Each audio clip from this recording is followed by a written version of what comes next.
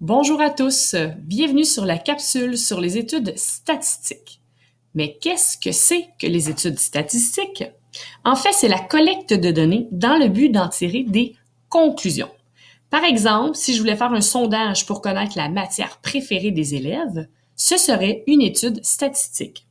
Chaque fois que les études statistiques, ça nous donne des conclusions qui nous aident à mieux comprendre, à mieux prévoir, à classer. Ils nous servent à plusieurs choses. Dans les études statistiques, il y a tout un langage associé aux statistiques et à la collecte de données. Plusieurs mots dont tu dois connaître la définition. Voyez plusieurs définitions utiles dans les pages suivantes. Donc, cette capsule sera principalement sur l'explication des différents termes utilisés pour parler des statistiques. Tout d'abord, une étude. Une étude, c'est la collecte de données. On ramasse des données de trois façons différentes. La première et la plus courante pour connaître l'opinion des gens, c'est de faire un sondage, c'est-à-dire qu'on interroge une petite partie de la population. La deuxième façon de faire une étude est faire un recensement. Le recensement, on interroge ou on compte toute la population et la population, ça inclut tous les êtres vivants, c'est-à-dire les humains, les arbres, les animaux, les plantes, tout ce qui peut respirer ou qui grandit. Notre troisième et dernière façon de faire une collecte de données est de faire un inventaire. L'inventaire, c'est qu'on comptabilise, on compte la totalité des objets d'un endroit donné. Par exemple, je pourrais faire l'inventaire des crayons qui sont dans ma classe. OK? Ça, c'est des objets inanimés et je les compte tous. Donc, l'étude, on collecte des données de ces trois façons-là. Soit le sondage, soit le recensement ou soit l'inventaire. Maintenant, d'autres termes. La population. Quand je parle de population en statistique, c'est les personnes ou les choses qui font l'objet de l'étude. Donc, dans une population, ça peut être, la population, c'est tous les souliers de course chez Sport Expert. La population, ça peut être tous les habitants de Châteauguay. La population pourrait être tous les habitants du Québec. Les habitants pourraient être tous les élèves de Marguerite-Bourgeois. OK? Ce sont toutes des populations différentes, dépendamment quel est l'objet de mon étude.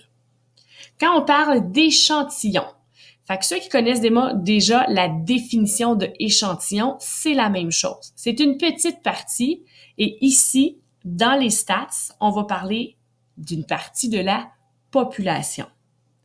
Par exemple, si je veux faire un sondage auprès des élèves de Marguerite-Bourgeois, la population, c'est les élèves de Marguerite-Bourgeois et l'échantillon, ce serait une petite partie de ces élèves-là. Je pourrais interroger environ 50 élèves sur un total de 400 et ça pourrait me donner une idée de la réponse en général des élèves de Marguerite-Bourgeois.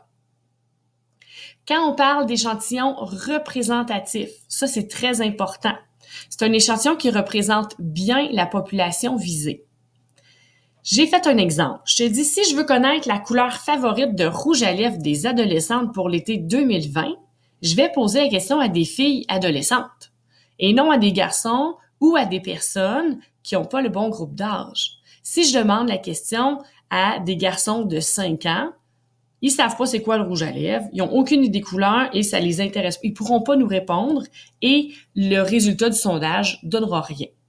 C'est important d'avoir un échantillon représentatif. Si je veux connaître l'opinion des gens âgés, faut que j'interroge des gens âgés. Si je veux connaître l'opinion des gens du Québec, je dois aller poser la question à des gens de chacune des régions du Québec et non à une seule. C'est tout ça qui rentre en ligne de compte. Maintenant, d'autres définitions. Caractère. Le caractère, c'est ici le terme qui est le moins associé à ce qu'on connaît habituellement. Le caractère, c'est l'objet de l'étude. C'est qu'est-ce que nous allons étudier. OK? La population, c'est à qui je pose la question. Et le caractère, c'est qu'est-ce que je pose comme question. ça va être quoi ma réponse? Dans les caractères, on a 3 types de caractères que les gens peuvent nous répondre. On les sépare en 3 grandes catégories. La première catégorie, c'est qualitatif. Ça, c'est lorsque les gens nous répondent par un mot ou un code. C'est-à-dire que c'est des chiffres qui n'ont pas de valeur numérique. Ce sont des chiffres d'identification comme un numéro de téléphone, un numéro de plaque d'immatriculation ou un numéro d'assurance sociale. Ça, ce sont des chiffres, mais qui valent comme des mots parce que ce sont des codes. Ils n'ont pas de valeur numérique. La deuxième catégorie de caractères qu'on peut avoir, c'est tout ce qui est quantitatif discret. Donc là, ma réponse, ce sont des nombres et ce sera des nombres entiers, sans virgule et sans possibilité de virgule. C'est-à-dire que si je te pose la question « Combien de voitures possédez-vous à la maison? » La réponse est soit 1, soit 2, soit 3, ou 4 ou plus, mais il ne peut pas y avoir une voiture et demie. Il ne peut pas avoir 2 voitures et quart. Il ne peut pas avoir 3,7 voitures. C'est un nombre entier qui ne se sépare pas. La troisième et dernière catégorie des caractères, c'est le caractère quantitatif continu. Là, c'est lorsque ma réponse est ou peut être un nombre décimal. Par exemple, si je te demande le poids que tu pèses, il peut y avoir des virgules. Tu peux peser 60 kg bien pile ou tu peux peser 60,4 kg. Mais dans tous les cas, il pourrait y avoir une virgule, c'est possible, donc c'est quantitatif continu. Un autre exemple, si je te demande la distance entre chez toi et l'école, que ce soit 1 km pile ou 1 km,4 km ou 8 km,9, c'est un nombre qui peut contenir des virgules. La distance, elle a des virgules, donc c'est une quantitatif continu. Aussi, sachez que quand on parle d'argent, c'est toujours quantitatif continu parce que l'argent peut toujours y avoir des nombres décimaux. Donc ça fait le tour de nos nouveaux termes.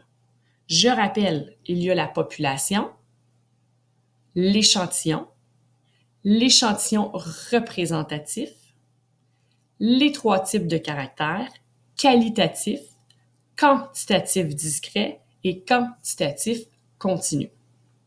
La dernière chose de cette capsule, ce sont les sources de billets. Les sources de billets, c'est quoi? Ce sont tous les éléments qui amènent à des résultats faussés. Le biais vient du verbe biaiser, qui vient dire fausser, erroné, que c'est pas la vérité. Fait qu'est-ce qui peut fausser mon résultat de mon sondage? Je te présente les 5 les plus courantes sources de billets. La première, c'est l'échantillon non représentatif. Ce que je t'expliquais tantôt, si je veux savoir quelle marque de désodorisant masculin est à la mode, je ne demanderai pas à des filles, je vais demander à des garçons. Deuxième source de biais, mauvaise formulation de la question. Des fois, les questions sont mal posées, trop longues. On n'est pas sûr si on doit répondre oui ou non. Fait que si la question n'est pas claire, ça va amener des réponses faussées. Les gens vont peut-être pas répondre la bonne réponse. La troisième, l'attitude du sondeur. Si la personne qui pose les questions du sondage a déjà une attitude qui va amener les gens à donner une réponse précise. Okay? Des fois, il va porter un jugement en posant la question, ce qui va amener les gens à répondre ce que le sondeur veut entendre pour pas se faire achaler. C'est ce que la majorité des gens feraient. La quatrième source de biais, la mauvaise représentation des résultats. Ça, c'est-à-dire que je ramasse mes résultats et je fais un graphique et je me trompe en faisant mon graphique. Là, c'est-à-dire que là, les gens regardent le graphique, mais ils donnent pas la bonne réponse parce qu'on s'est trompé en le faisant. Et la cinquième et dernière, c'est l'erreur dans la compilation des données. C'est-à-dire que je prends mes réponses, j'ai fait des crochets oui, des crochets non. Et là, quand je comptabilise tout ça, je fais une erreur. Des fois, je vais rentrer un 5 au lieu de 50, j'oublie un 0, plusieurs erreurs possibles. Mais aussitôt que je fais une erreur en rentrant mes données pour faire un total, bien, ça vient de fausser le résultat de mon sondage. Fait que c'est tout pour la capsule d'aujourd'hui. Et voici les travaux associés. Fait que les travaux à faire suite à cette capsule, c'est dans le cahier sommet, les pages 301 et 303. Rendez-vous pour la prochaine capsule sur les méthodes d'échantillonnage. Bon courage!